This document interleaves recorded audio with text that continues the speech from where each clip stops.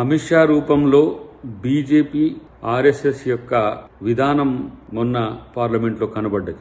అంబేద్కర్ అంటే ఎంత వ్యతిరేక భావన, అంబేద్కర్ పేరంటే ఎంత వ్యతిరేకత ఉందో అమిత్ షా రూపంలో మనకు కనపడ్డది. అంబేద్కర్ ఆధునిక కాలంలో అందరికీ ఆదర్శనీయుడు, కానీ బీజేపీ ఆర్ఎస్ఎస్ కు మాత్రం శత్రువుగా ఉన్నాడు అని చెప్పి అంబేద్కర్ అని అనడం అనేది బీజేపీ నాయకులకు నచ్చట్లే. ఈరోజు అంబేద్కర్ రాసిన రాజ్యాంగం ప్రకారం నాయకులైన మీరు అంబేద్కర్ ను వ్యతిరేకిస్తున్నారంటేనే మీరు రాజ్యాంగ ద్రోహులు. ముఖ్యంగా అమిత్ షా హోమ్ మినిస్టర్ గా ఉండి ఈరోజు అంబేద్కర్ మీద, అంబేద్కర్ భావజాలం మీద తనకున్న కుళ్ళును, తనకున్న అక్కసును ఈరోజు పార్లమెంట్ సాక్షిగా బయటపెట్టిండు. కాబట్టి తను హోంమంత్రిగా కొనసాగే నైతిక అర్హతను కోల్పోయింది. ఇది ప్రపంచమంతా తెలిసింది. ఇంకా ఇలాంటి దొంగాటకాలు ఆడాల్సిన అవసరం లేదనే విషయాన్ని గమనిస్తే మంచిది. గతంలో మేము అమిత్ షాని, మోదీని తులనాడితే ఇక్కడ ఉన్న కొంతమంది మనువాదులకు కోపం వచ్చింది. ఆయన ముళ్ళపంది అంటే కోపం వచ్చింది,